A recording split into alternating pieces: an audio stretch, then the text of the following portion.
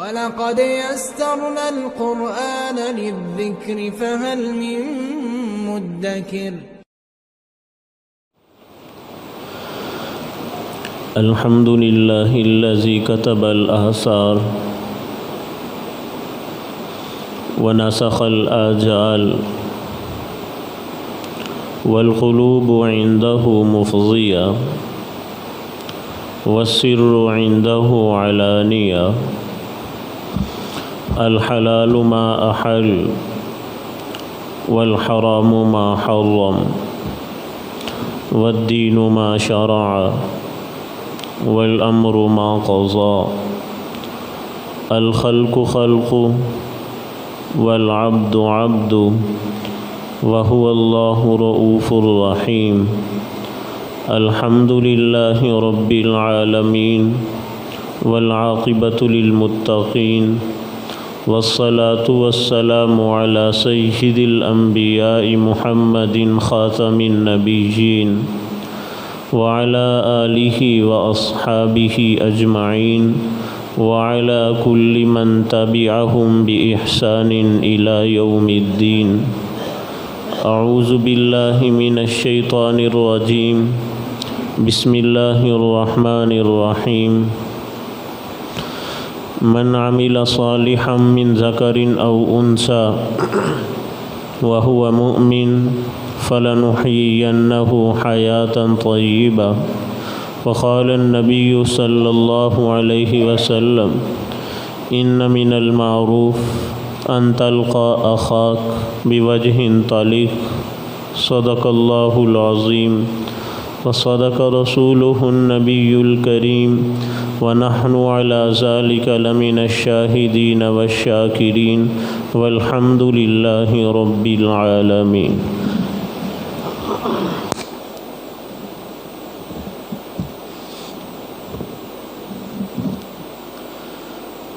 انتہائی واجب الاحترام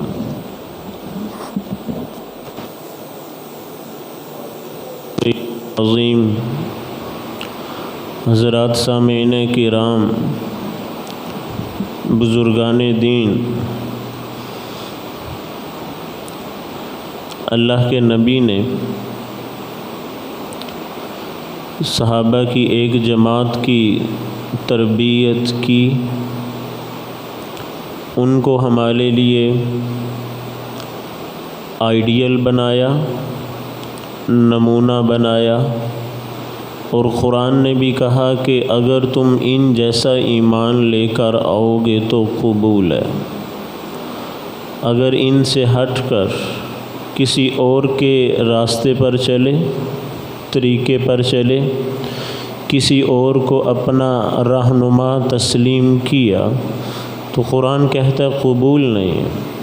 وَإِن تَوَلَّوْا فَإِنَّمَا هُمْ فِي شِقَاقٍ، اگر ان آدمیوں کے راستے سے ہٹ کر کسی اور کا راستہ اختیار کرو گے تو ہمیں بالکل بھی قبول نہیں۔ اللہ کے نبی نے صحابہ کی تربیت کس طرح کی ہے؟ آپ نے ان کو صرف نماز، روزہ، حج، زکوٰۃ، صرف یہ چیزیں ان کو نہیں سکھلائیں، بلکہ آپ نے مکمل زندگی گزارنے کا طریقہ ان کو بتلایا، ان کو سمجھایا۔ ایک بڑی مختصر سی حدیث ہے، حضرت جابر بن سلیم رضی اللہ تعالی عنہ کو پتہ چلا کہ مدینہ کے اندر ایک آدمی ہجرت کر کے تشریف لائے اور ان کا دعویٰ یہ ہے کہ میں اللہ کا نبی اور اللہ کا رسول ہوں۔ تو حضرت جابر بن سلیم مدینہ کے اندر آئے تو آ کر دیکھا ایک جگہ پر رش لگا ہوا ہے، لوگ جمع ہیں، ایک ہستی، ایک شخصیت، ایک ذات سامنے بیٹھی ہوئی ہے، باقی سب دو زانو ہو کر ان کے سامنے تشریف رکھتے ہیں بیٹھے ہوئے۔ حضرت جابر بن سلیم نے پوچھا کہ یہ کون سی ہستی ہے، یہ کون سی ذات اور کون سی شخصیت ہے؟ تو ان کو بتلایا گیا کہ یہ اللہ کے نبی اور اللہ کے رسول ہیں۔ تو حضرت جابر بن سلیم تھوڑا راستہ بناتے ہوئے آگے تشریف لائے آپ کے پاس اور آ کر پوچھا کہ کیا آپ اللہ کے نبی ہیں؟ کیا آپ اللہ کے رسول ہیں؟ آپ نے فرمایا ہاں۔ آپ نے فرمایا ہاں، میں اللہ کا نبی اور اللہ کا رسول ہوں۔ اللہ کون ہے بھلا؟ اللہ کے نبی نے 3 تعارف کروائے ہیں۔ اس سے ہمیں پتہ چلتا ہے کہ جب کسی کی تربیت کرنی ہو تو سب سے پہلے وہ چیز اس کے دل دماغ کے اندر بٹھائی جائے جو سب سے ضروری ہے۔ آپ ذرا اللہ کے نبی کی تربیت کا انداز دیکھیے کہ آپ جانتے ہیں کہ ان کا دل، ان کا دماغ اس وقت بالکل خالی ہے۔ آپ نے اللہ کے 3 تعارف پیش کیے ہیں کہ ہاں میں اللہ کا نبی ہوں۔ اللہ کون ہے بھلا؟ آپ نے فرمایا اگر تجھے کوئی تکلیف پہنچے تو اللہ کو پکارے تو وہ تیری تکلیف کو دور کرے گا۔ یہ اللہ کا پہلا تعارف اللہ کے نبی نے بتلایا۔ کس کو بھلا؟ کہ جن کا دل، جن کا دماغ ابھی بالکل صاف شفاف ہے، اس کے اندر کسی بھی قسم کی کوئی چیز نہیں ہے۔ آپ توحید کو بٹھانا چاہتے ہیں، توحید کو پکا اور پختہ کرنا چاہتے ہیں۔ آپ نے فرمایا کہ مجھے اللہ نے نبی بنا کر بھیجا ہے۔ اللہ کون ہے بھلا؟ کہ اگر تجھے دکھ، درد، تکلیف، مصیبت پہنچے تو اس کو پکارے تو وہ تیری تکلیف کو دور کرے گا۔ نمبر 2، دوسرا تعارف آپ نے فرمایا اللہ وہ ذات ہے، اگر تو کبھی قحط کے اندر مبتلا ہو جائے، زمین غلہ اگانا چھوڑ دے، آسمان پانی برسانا چھوڑ دے، آپ نے فرمایا تو اس کو پکارے، اس کو بلائے، اس کے سامنے گڑ گڑائے تو وہ آسمان سے موسلادھار بارش برسائے گا۔ دوسرا تعارف۔ تیسرا تعارف آپ نے فرمایا اگر کسی جنگل بیابان کے اندر تیری کوئی چیز، تیری اونٹنی، تیری سواری گم ہو جائے تو اللہ سے دعا کرے تو وہ تیری گم شدہ چیز تجھے لوٹا دے گا۔ یہ خوبصورت تعارف اللہ کے نبی نے اللہ کا پیش کیا صحابہ کے سامنے۔ تو آپ نے فرمایا ہاں میں اللہ کا رسول ہوں۔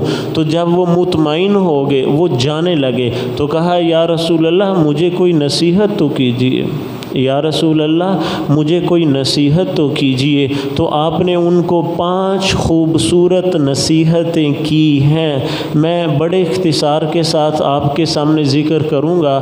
آپ ذرا ان کو دیکھیے کہ وہ کتنی خوبصورت باتیں ہیں جو اللہ کے نبی نے ان کے سامنے رکھی ہیں۔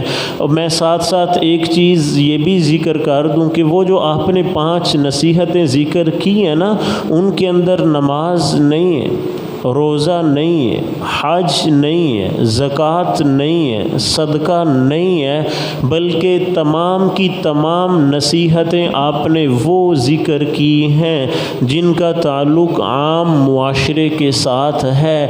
اس سے پتہ چلا کہ یہ ہم جس کو دین سمجھ بیٹھے ہیں، نماز کو، روزے کو، حج کو، زکوٰۃ کو، یہ پورے کا پورا دین نہیں ہے، یہ مکمل دین نہیں ہے۔ یہ دین کی صرف چند چیزیں ہیں۔ ہماری توجہ، ہماری محنت، ہماری کوشش، ہمارا عمل صرف ان چند چیزوں کے اوپر ہے۔ نماز پڑھی، روزہ رکھا، حج کیا، زکوٰۃ فرض ہے تو وہ ادا کی، ہم نے سمجھا کہ ہم پکے مسلمان ہیں۔ یاد رکھنا یہ اسلام ہے، یہ ایمان ہے، لیکن یہ مکمل ایمان نہیں ہے، یہ مکمل اسلام نہیں ہے۔ آپ ذرا اللہ کے نبی کی وہ 5 نصیحتیں سنتے جائیے اور دیکھتے جائیے۔ آپ نے ایک دفعہ بھی تہجد نہیں کہا کہ پڑھنا، آپ نے ایک دفعہ بھی جہاد نہیں بولا کہ کرنا ہے۔ وہ 5 نصیحتیں کون سی ہیں بھلا؟ نمبر 1، بڑی خوبصورت نصیحتیں ہیں میرے لیے بھی اور آپ کے لیے بھی، بلکہ میرے سارے کے سارے معاشرے کے لیے۔ ان 5 باتوں، 5 چیزوں کے اوپر عمل کرنا انتہائی ضروری ہے۔ پھر ہم دیکھیں کہ ہمارا معاشرہ کس طرح جنت کی ایک مثال بن جاتا ہے۔ ہم دنیا کے اندر جنت کا ذائقہ چکھ سکتے ہیں، وہ 5 نصیحتیں۔ نمبر ایک سب سے پہلی بات آپ نے ارشاد فرمائی، آپ نے فرمایا لا تسبن احدا، کبھی کسی کو گالی نہ دینا، کبھی کسی کو گالی نہ دینا۔ سب گالی کو کہتے ہیں، یہ تو ایک عام اس کا ترجمہ، عام اس کا مطلب ہے۔ میں بھی جانتا ہوں، آپ بھی جانتے ہیں کہ گالی دینا انتہائی قبیح چیز ہے، انتہائی برا عمل ہے، یہ تو ہم جانتے ہیں، سمجھتے ہیں۔ لیکن ایک اس کا مفہوم یہ ہے کہ کبھی کسی کو برا نہ سمجھنا، کبھی کسی کو برا مت کہنا، کبھی کسی کو غلط مت کہنا۔ دنیا کے اندر اچھے کام بھی ہیں، برے کام بھی ہیں، نیک عمل بھی ہیں، گناہ بھی ہیں۔ جب بھی تم کسی کو کسی عمل کے اندر مبتلا دیکھو نا، تو کسی کی ذات کو برا نہیں کہنا، اس کے عمل کو کہہ سکتے ہو کہ آپ کا کام ٹھیک نہیں ہے، آپ کا عمل ٹھیک نہیں ہے، یوں کہنا تو درست ہے، لیکن کسی کی ذات کو تنقید کا نشانہ بنانا یہ درست نہیں ہے۔ کسی کی ذات کو برا بلا کہنا یہ درست نہیں ہے۔ یہ اللہ کے نبی نے پہلی نصیحت کی تھی، اور میرا ایمان ہے، میرا عقیدہ ہے کہ وہ حضرت جابر بن سلیم جو تشریف لائے تھے نا، ان کو گالیوں کی عادت نہیں ہوگی، لیکن یہ صرف مجھے، آپ کو اور میرے معاشرے کو اللہ کے نبی بتلانا چاہتے ہیں کہ زندگی گزارتے ہوئے اچھے لوگوں کے ساتھ بھی واسطہ اور تعلق رہے گا، برے لوگوں کے ساتھ بھی واسطہ اور تعلق رہے گا۔ آپ کی زندگی کے اندر ایسے احباب بھی آئیں گے کہ جن کے عمل ٹھیک نہیں ہیں، اور ایسے بھی آئیں گے کہ جن کے عمل ٹھیک ہیں۔ تو یاد رکھنا، عمل کو برا بلا کہہ سکتے ہو، لیکن کسی کی ذات کے اوپر انگلی مت اٹھانا، کسی کی شخصیت، کسی کی عزت کے اوپر تنقید مت کرنا۔ یہ اللہ کے نبی نے پہلی بات ارشاد فرمائی تھی حضرت جابر بن سلیم سے۔ ایک دوسری حدیث آپ نے فرمایا العبرۃ بالخواتیم، العبرۃ بالخواتیم، اعتبار خاتمے کے اوپر، زندگی کا اعتبار خاتمے کے اوپر ہے۔ ہم بہت دفعہ ہم نے دیکھا، ہم نے سنا، ہم نے کتابوں کے اندر پڑھا، ہم نے تاریخ کے اندر پڑھا کہ ایک آدمی ساری زندگی کافر رہا، مشرک رہا، گناہوں کے اندر ڈوبا رہا، لیکن جب موت کا وقت قریب آیا تو اللہ نے کس طرح اس کو توبہ کی توفیق دی، اس کی زبان کے اوپر کلمہ جاری کیا، پچھلے سارے کے سارے گناہ اللہ نے دھو دیے، اللہ نے صاف کر دیے۔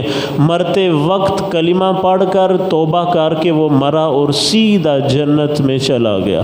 اور اس کے برعکس بھی کئی مثالیں ہیں کہ ساری زندگی نماز پڑھی، ساری زندگی مسلمان رہا، ساری زندگی موحد رہا، لیکن مرتے مرتے دنیا سے جاتے جاتے زبان سے کوئی ایسا کلمہ نکلا، ایسا شکوہ کیا کہ اسلام سے نکلا، سیدھا کفر میں داخل ہوا، جان نکلی، اور دنیا سے جاتے ہوئے سیدھا جہنم کا ایندھن بنا، اور اللہ تعالیٰ نے موت کے وقت اس سے ایمان اور اسلام کی دولت اس سے چھین لی۔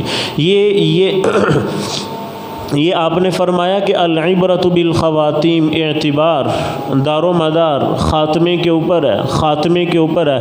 قرآن کے اندر، حدیث کے اندر آپ کو سینکڑوں مثالیں اس کی ملیں گی۔ صرف ایک چھوٹی سی مثال حدیث ہے، غزوہ خیبر، جب آپ خیبر کے لیے تشریف لے گئے، آپ نے محاصرہ کیا ہوا ہے، قلعے کا محاصرہ کیا ہوا ہے، تو باہر پڑاؤ ڈالا ہوا ہے، قلعہ فتح نہیں ہو رہا، باہر مسلمانوں نے پڑاؤ ڈالا ہوا ہے، کئی دن گزر گئے، تو یہودیوں کا ایک چرواہا تھا، ان کی بکریاں چرایا کرتا تھا، عصر کے بعد وہ قلعے سے نکلا، بکریاں چراتا وہ مسلمانوں کا جہاں پر پڑاؤ تھا وہاں پر آیا۔ اس نے سوچا کہ میں مسلمانوں سے ملاقات تو کروں، میں مسلمانوں سے پوچھوں تو صحیح کہ یہ چاہتے کیا ہیں، لینے کیا آئے ہیں، اور ان کا لیڈر، ان کا قائد، ان کا چیف، آرمی چیف وہ کون ہے؟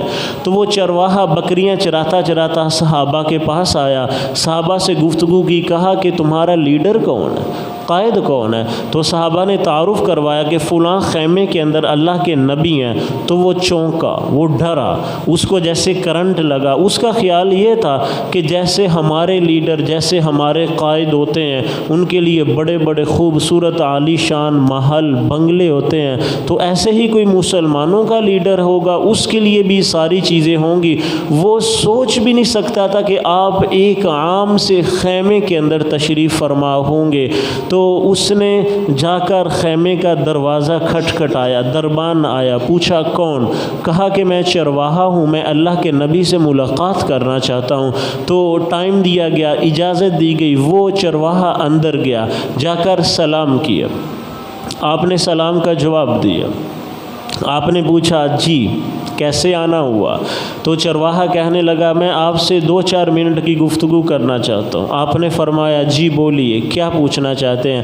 کہا کہ آپ کا پیغام کیا ہے، آپ چاہتے کیا ہیں؟ آپ نے فرمایا کہ میرا پیغام ایک ہے، میری خواہش ایک ہے، میری تمنا ایک ہے کہ دنیا کے اندر جتنے انسان، جتنے لوگ بستے ہیں، وہ سارے کے سارے کلمہ گو مسلمان بن جائیں۔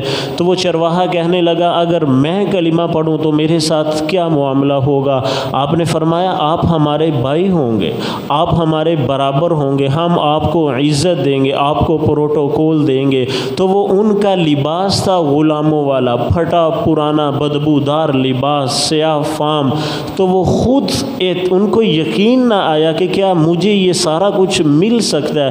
وہ کہنے لگے یا رسول اللہ میرا بدن میں سیاہ فام ہوں، میرا رنگ کالا ہے، اس کے باوجود بھی مجھے عزت ملے گی۔ آپ نے فرمایا اسلام کے اندر کالے اور گورے کا مدار نہیں ہے، اسلام کے اندر عزت کا دار و مدار تقوی کے اوپر ہے۔ ان اکرمکم عند اللہ اتقاکم، تم میں سے سب سے معزز وہ ہے جو سب سے زیادہ متقی ہے۔ تو وہ کہنے لگے یا رسول اللہ میرے بدن سے بدبو آ رہی ہے، میں کافی دنوں سے نہایا نہیں، غسل نہیں کیا، بدبو آ رہی ہے۔ تو آپ نے فرمایا ہم آپ کے بدن کو صاف کریں گے، اس کو دھوئیں گے، غسل دیں گے، آپ کے بدن کو خوشبو لگائیں گے۔ ایک سوال انہوں نے اور کیا اور کلمہ پڑھ لیا۔ تو کلمہ پڑھنے کے بعد وہ کہنے لگے یا رسول اللہ اب میرے لیے حکم کیا ہے؟ آپ نے فرمایا میں حکم بعد میں بتلاؤں گا، پہلے یہ جو یہود کی بکریاں ہیں جا کر یہ واپس کرے۔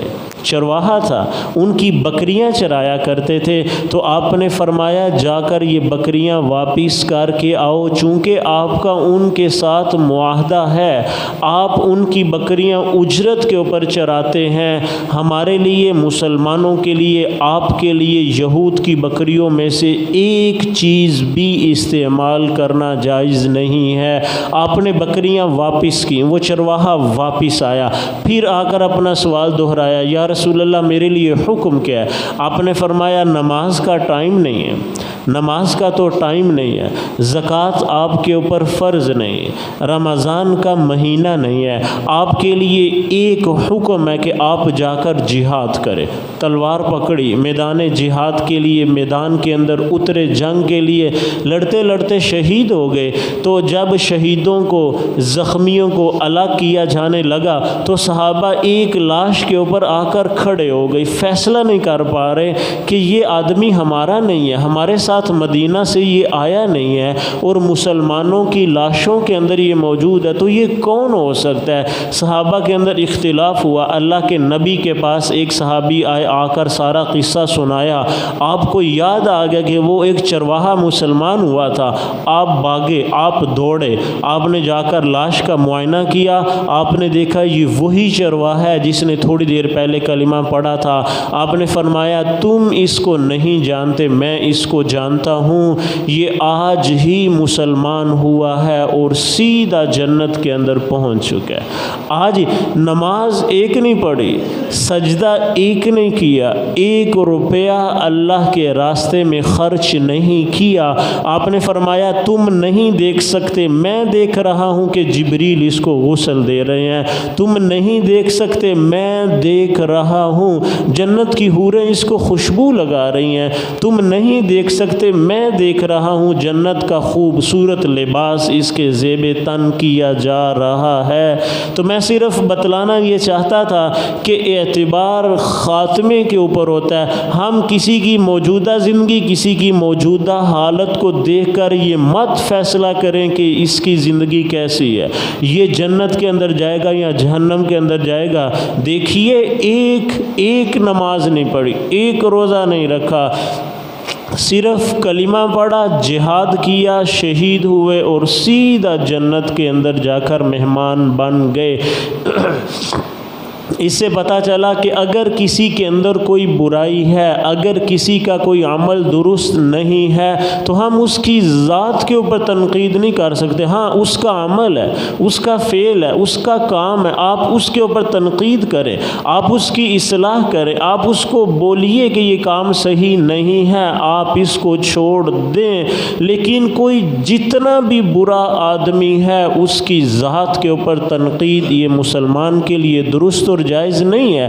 حضرت عبداللہ بن عمر، حضرت عمر کے صاحبزادے ایک دفعہ بیٹھے ہوئے، ایک دفعہ مجلس کے اندر بیٹھے ہوئے، ان کے سامنے کسی آدمی نے حجاج کی غیبت کی۔ حجاج بن یوسف، حجاج بن یوسف آپ جانتے ہیں کہ لاکھوں مسلمانوں کا قاتل، ہزاروں صحابہ کا قاتل ہے، اس کی تلوار کے اوپر ہزاروں صحابہ کا خون ہے۔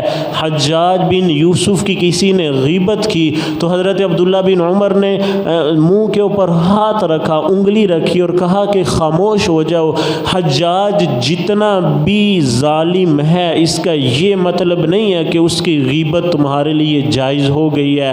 اگر کل قیامت والے دن اللہ حجاج سے مسلمانوں کے خون کے بارے میں سوال کریں گے تو کل قیامت والے دن اللہ تجھ سے حجاج کی غیبت کے بارے میں بھی سوال کر سکتے ہیں۔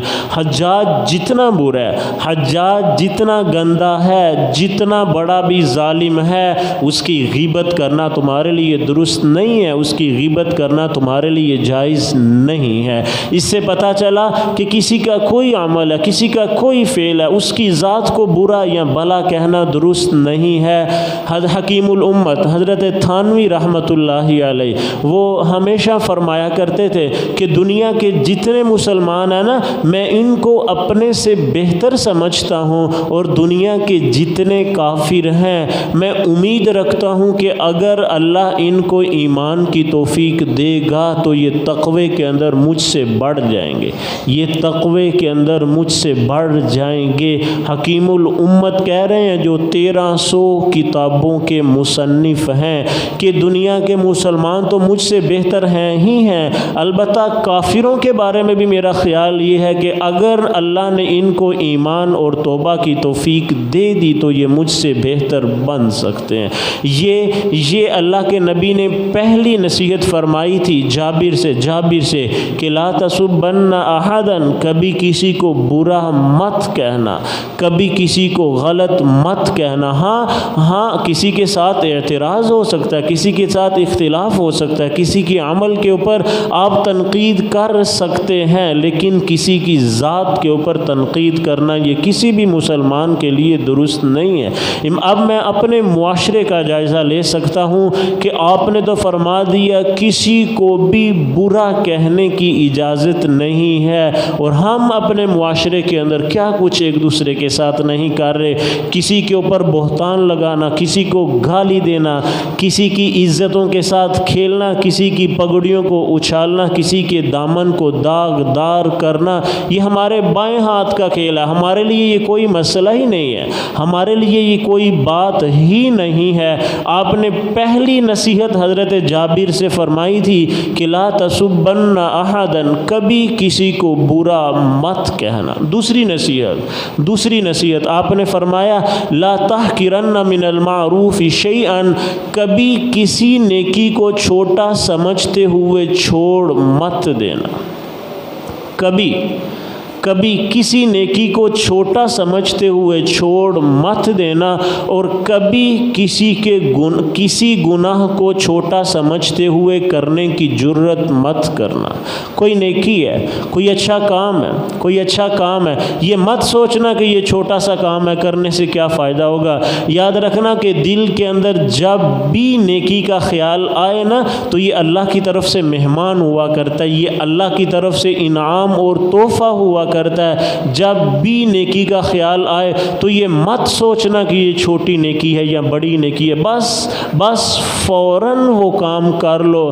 کیوں اگر خدا نخواستہ ہم نے نیکی کو چھوڑ دیا چھوٹا سمجھتے ہوئے تو یہ اللہ کی طرف سے مہمان تھا، اور جب مہمان کی نہ قدری کی جائے پھر مہمان اس گھر کے اندر نہیں آیا کرتا۔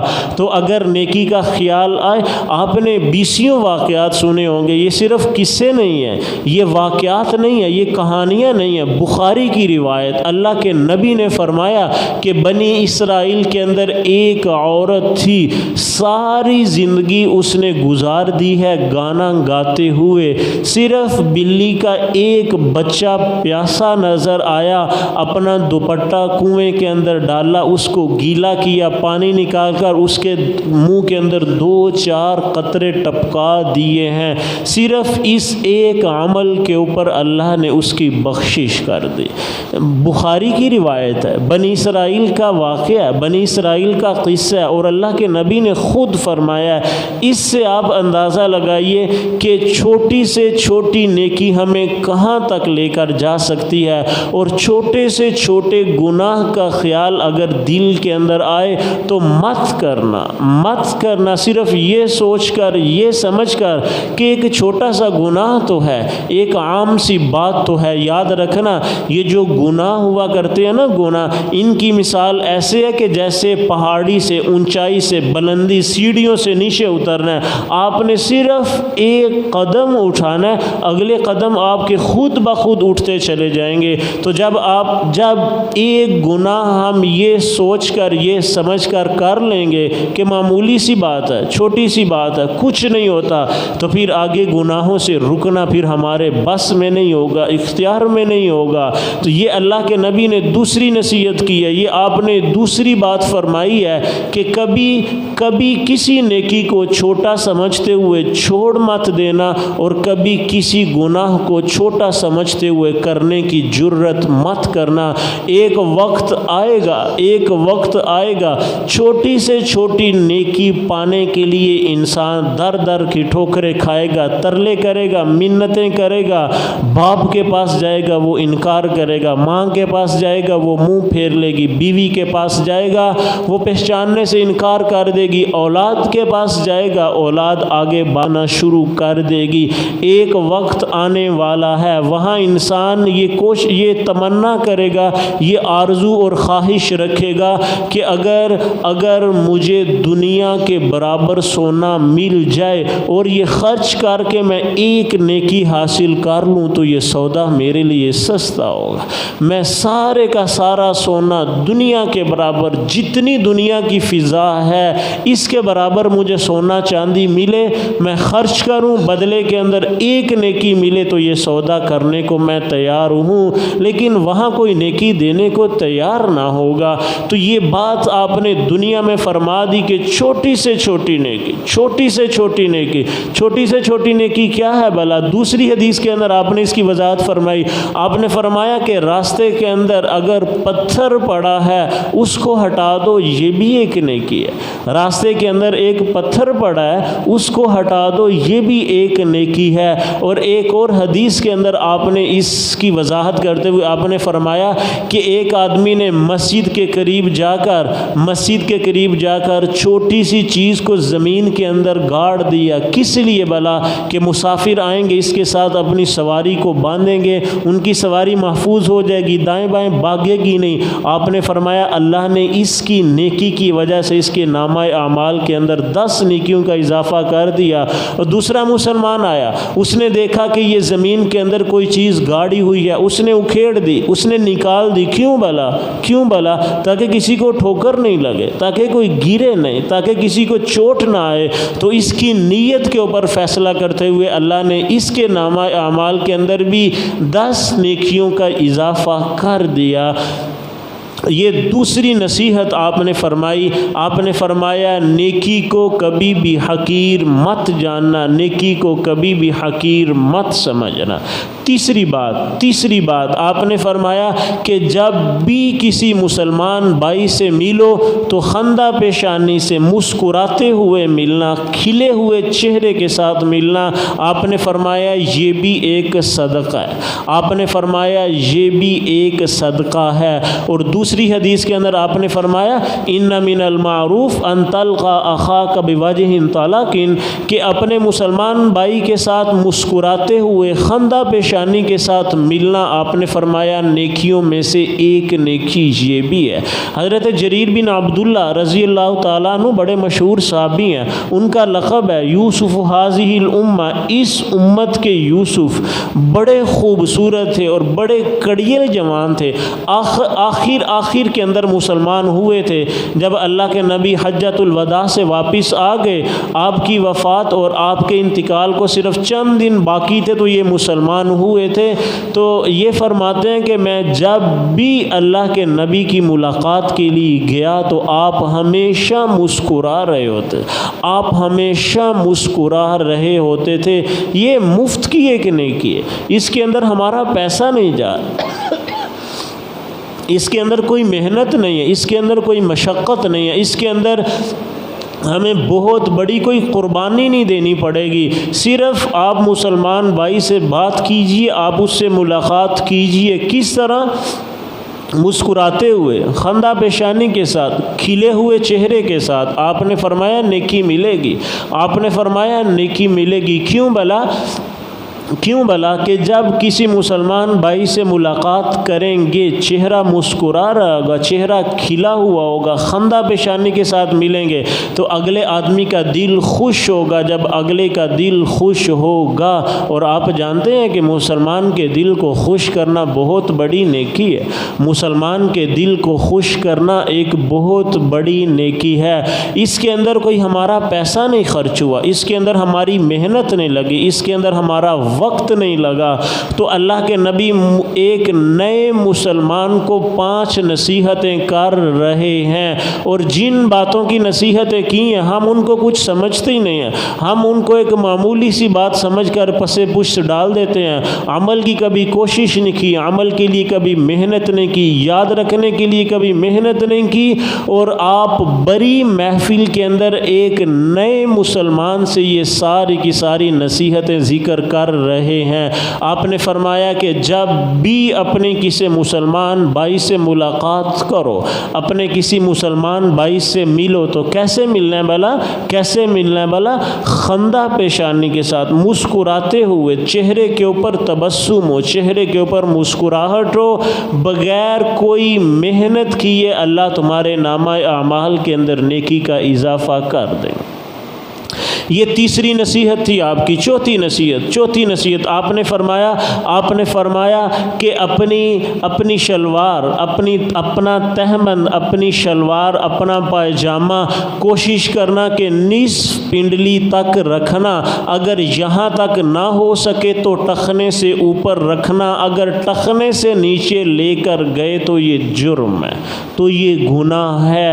یہ آپ نے چوتھی بات ارشاد فرمائی۔ یہ ہمارے معاشرے کا کیسا المی ہے، یہ ہمارے معاشرے کی کیسی بات ہے کہ یہود کے کہنے کے اوپر، عیسائیوں کے کہنے کے اوپر، مغرب کے کہنے کے اوپر اگر ہم ننگا ہونے کے اوپر آئیں تو ہم اپنے گھٹنے تک ننگے کر دیں، اور جب اللہ کے نبی کی بات آئے تو ہم اپنے ٹخنے ننگے کرنے کو بھی تیار نہیں ہیں۔ آپ اپنے کھلاڑیوں کو دیکھ سکتے ہیں، آپ اپنے کھلاڑیوں کو دیکھ سکتے ہیں جو فٹ بال کھیلتے ہیں، جو ہاکی کھیلتے ہیں، جو کبڈی کھیلتے ہیں، انہوں نے کہاں تک لباس پہنا ہوتا ہے، ان کا پائجامہ، ان کا تہبند کہاں تک ان کی شلوار ہوتی ہے، وہ اپنے گھٹنے تک ننگے کر چکے ہیں اغیار کے کہنے کے اوپر، اور ہم اپنے نبی کے کہنے کی وجہ سے اپنے ٹخنے ننگے نہیں کر سکے، اپنے ٹخنے ننگے نہیں کر سکے ہیں۔ اور علماء فرماتے ہیں کہ گناہ دو طرح کے ہوتے ہیں. ایک گناہ وہ ہے کہ جس کے اندر تلذذ ہے، لذت ہے. مسلمان ہو اور گناہ کرے، عقل مانتی نہیں ہے، عقل تسلیم نہیں کرتی، لیکن چلو ہم مان لیتے ہیں کہ گناہ کے اندر لذت تھی، گناہ کے اندر لذت تھی، گناہ کے اندر مزہ تھا، ایمان کمزور تھا، آدمی کر بیٹھا، غلطی کر بیٹھا. لیکن ایک گناہ وہ ہے جس کے اندر لذت ہے ہی نہیں، جس کے اندر مزہ ہے ہی نہیں. آدمی وہ گناہ کرے تو کس بنیاد پر کرے؟ تو یہ اپنی شلوار کو ٹخنوں سے نیچے رکھنا انہی گناہوں میں سے ایک گناہ ہے کہ جس کے اندر لذت نہیں ہے، جس کے اندر مزہ نہیں ہے، جس کا کوئی ذائقہ نہیں ہے. پھر ہم کس بنیاد پر اتنا بڑا جرم اور اتنا بڑا گناہ کیے جا رہے ہیں؟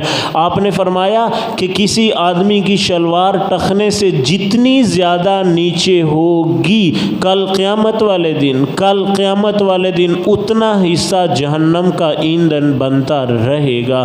تو آپ سوچ سکتے ہیں کہ ایسا گناہ جس کے اندر لذت نہیں ہے، جس کے اندر مزہ نہیں ہے، جس کے اندر سکون نہیں ہے، جس گناہ کا کوئی ذائقہ نہیں ہے، اس گناہ کی وجہ سے ہم اپنے اتنے حصے کو جہنم کا ایندھن بنا دے. ہمیں کون عقل مند اور ہمیں کون مسلمان اور ہمیں کون سمجھدار کہہ سکتا ہے؟ یہ میرے معاشرے کا بہت بڑا المیہ اس بنیاد پر بھی ہے کہ ہم چند چیزوں کو گناہ سمجھتے ہیں کہ ہمارے نزدیک چوری گناہ ہے، ٹھیک ہے، شراب گناہ ہے، ٹھیک ہے، قتل گناہ ہے، ٹھیک ہے، لیکن چند چیزیں ایسی ہیں کہ ہم انہیں گناہ سمجھنا چھوڑ دیے. جیسے تصویر گناہ ہے اور معاشرے نے ان کو گناہ سمجھنا چھوڑ دیا. شلوار ٹخنوں سے نیچے رکھنا گناہ ہے، ہم نے اس کو گناہ سمجھنا چھوڑ دیا. گالی دینا گناہ ہے، یہ معاشرے کے اندر فیشن بن چکا ہے. آپ دوستوں کی مجلس تو دیکھیے، آپ دوستوں کی ملاقات کو تو دیکھیے، آپ ذرا میدان کے اندر، کھیل کے میدان کے اندر تھوڑی دیر کے لیے جائیے تو صحیح، آپ کو پتہ چلے گا کہ گالی وہاں فیشن ہے. کسی کا نام لے کر پکارنے کی بجائے گالی دے کر ایک دوسرے کو بلایا اور پکارا جا رہا ہے. یاد رکھنا، اگر ہم کوئی گناہ کرتے ہیں اس وجہ سے کہ یہ گناہ ہے لیکن مجبور ہیں، کمزور ہیں، تو ہمیں گناہ ملے گا، لیکن تھوڑا ہلکا لیول کی ہمیں سزا مل سکتی ہے. لیکن اگر ہم کوئی غلط کام، اگر ہم کوئی گناہ والا کام کرتے ہیں لیکن اس کو گناہ سمجھنے کو تیار ہی نہیں ہیں، علماء نے بڑی خطرناک بات کی ہے. اس جرم کی وجہ سے اللہ سے، اس جرم کی وجہ سے ڈر لگتا ہے، خوف لگتا ہے اللہ کی ذات سے کہ موت کے وقت ہم سے کلمہ چھین نہ لیا جائے، صرف اس بنیاد پر کہ ہم نے غلط کام کیے ہیں لیکن ان کو غلط سمجھا ہی نہیں.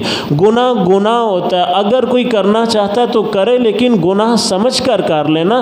حضرت مفتی تقی عثمانی صاحب دامت برکاتہم العالیہ، ایک دفعہ ایک اینکر ان کے پاس گیا، اس مختلف سوالات کیے اور ایک سوال اس نے یہ کیا کہ حضرت سود کے بغیر معیشت نہیں چل سکتی، سود ہماری مجبوری ہے، پوری دنیا کی معیشت جو نا وہ سود کے اوپر کھڑی ہوئی ہے. آپ کوئی نظر ثانی کریں، آپ سود کے اندر کوئی گنجائش پیدا کریں، آپ سود کی حلت کی بات کریں، آپ یہ مت کہیے کہ سود حرام ہے، جائز نہیں ہے، گناہ کبیرہ ہے. آپ نے فرمایا کہ بھائی ٹھیک ہے، اگر سود کے بغیر معیشت نہیں چلتی تو گناہ سمجھتے ہوئے آپ اس کو لے لیں، لیکن حلال کرنے کی بات مت کیجئے. حلال اور حرام کا فیصلہ تو اللہ نے اپنے نبی کو نہیں دیا. جس چیز کو حلال کیا اللہ نے خود کیا، جس چیز کو حرام کیا اللہ نے خود کیا. جب نبی کے پاس یہ اختیار نہیں ہے تو میں کون ہو سکتا ہوں سود کو حلال کرنے والا؟ اگر آپ کی مجبوری ہے تو آپ گناہ سمجھ کر اس کو لے لیں. اس کو حلال کرنے کا اختیار نہ نبی کے پاس ہے، نہ ہی نبی کے کسی امتی کے پاس ہے.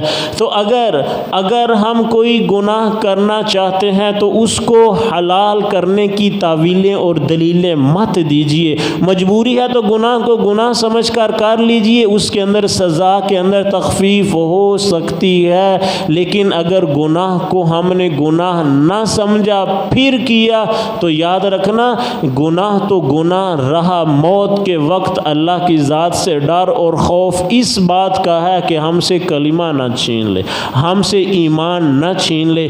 یہ چوتھی نصیحت آپ نے فرمائی تھی۔ آپ نے فرمایا تھا کہ کوشش کرنا اپنی شلوار، اپنا پائجامہ، اپنا تہبند نصف پنڈلی تک رکھنا، اگر یہاں تک نہ رکھ سکو تو پھر نیچے ٹخنوں سے اوپر تک رکھنا۔ یاد رکھنا کہ جتنے ٹخنے تمہارے شلوار تہبند کے اندر ہوں گے، کل قیامت والے دن اتنا حصہ وہ جہنم کا ایندھن بنے گا۔ یہ چوتھی نصیحت تھی جو اللہ کے نبی نے حضرت جابر بن سلیم رضی اللہ تعالی عنہ سے ارشاد فرمائی تھی۔ پانچویں اور آخری نصیحت آپ نے فرمایا کہ جب تمہیں کوئی شخص عار دلائے کسی اس برائی کی وجہ سے جو تمہارے اندر موجود ہے تو تم اس کو اس برائی کی وجہ سے عار مت دلانا جو اس کے اندر موجود ہے۔ یہ اللہ کے نبی تربیت کر رہے ہیں۔ آپ نے تربیت کے اندر نماز، روزہ، حج، زکوٰۃ، صدقہ، جہاد کسی چیز کو ذکر نہیں کیا۔ آپ خوبصورت معاشرے کو تشکیل دے رہے ہیں۔ آپ نے فرمایا اگر تمہیں کسی نے عار دلایا اس گناہ برائی کی وجہ سے جو تمہارے اندر موجود ہے تو صبر کرنا، رک جانا، ٹھہر جانا، اللہ آپ کو اس کا اجر اور اس کا بدلہ دے گا۔ صبر کرنا، انما یوفی الصابرون اجرہم بغیر حساب، کہ جتنی بھی نیکیاں ہیں کل قیامت والے دن جب اجر دیا جائے گا نا تو اللہ تعالیٰ فرماتے ہیں ہم تولیں گے، ہم گنیں گے۔ واحد نیکی کہ جس کے بارے میں اللہ نے فرمایا گنوں گا نہیں، تولوں گا نہیں، دیکھوں گا نہیں، بغیر گنے، بغیر تولے، بغیر دیکھے اجر دوں گا، وہ نیکی کون سی ہے بھلا؟ ایک نیکی ہے لیکن بڑی مشکل نیکی ہے۔ وہ نیکی کون سی ہے بھلا؟ صبر کرنا، معاف کرنا۔ انما یوفی الصابرون اجرہم بغیر حساب۔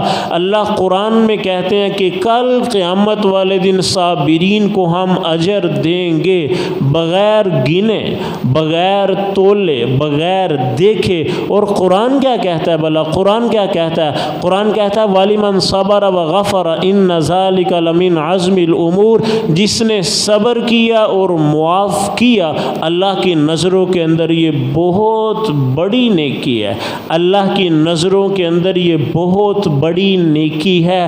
تو یہ پانچویں نصیحت تھی جو اللہ کے نبی نے حضرت جابر سے کی۔ آپ نے فرمایا کہ جب بھی تمہیں کوئی عار دلائے اس برائی کی بنیاد پر جو تمہارے اندر ہے، اگلے آدمی کے اندر بھی برائی ہے جو تمہیں عار دلا رہا ہے، تو تم اس کو عار مت دلانا، تم اس کو برا بلا مت کہنا، تم اس کو مت کہنا کہ تیرے اندر یہ گناہ موجود ہے۔ صبر کر جانا، چپ کر جانا، معاف کر دینا، صبر کر لینا۔ کیا ہوگا بھلا؟ اللہ کل قیامت والے دن بہت بڑے اجر سے تم کو نوازنے والے ہیں۔ یاد رکھنا ایک یہ بھی ہے کہ بدلہ لینے کی اجازت ہے، بدلہ لینے کی گنجائش ہے۔ اگر کسی نے مجھے برا بلا کہا، میں نے بدلے کے اندر کہہ دیا، حساب برابر، نہ اس کو کچھ ملے گا نہ مجھے کچھ ملے گا، نہ اس کو گناہ نہ مجھے گناہ۔ لیکن اگر کسی نے برا کہا ہے میں معاف کر دوں تو کل قیامت والے دن بہت بڑا اجر ملنے والا ہے۔ تو یہ حضرت جابر کو اللہ کے نبی نے 5 نصیحتیں کی تھیں۔ سب سے پہلی نصیحت، کبھی کسی کو برا نہ کہنا۔ دوسری نصیحت، کسی نیکی کو چھوٹا سمجھتے ہوئے چھوڑ مت دینا۔ تیسری نصیحت، جب بھی کسی مسلمان بھائی سے ملنا تو خندہ پیشانی مسکراتے ہوئے ملنا۔ چوتھی نصیحت، اپنی شلوار ٹخنوں سے اوپر رکھنا۔ اور پانچویں نصیحت، جب بھی تمہیں کوئی عار دلائے تو بدلے کے اندر عار مت دلانا، معاف کر دینا۔ اللہ سے کل قیامت والے دن بہت بڑا اجر پالو گے۔ اللہ تعالیٰ سے دعا ہے مجھے آپ کو ان 5 نصیحتوں کے اوپر عمل کرنے کی توفیق عطا فرمائے۔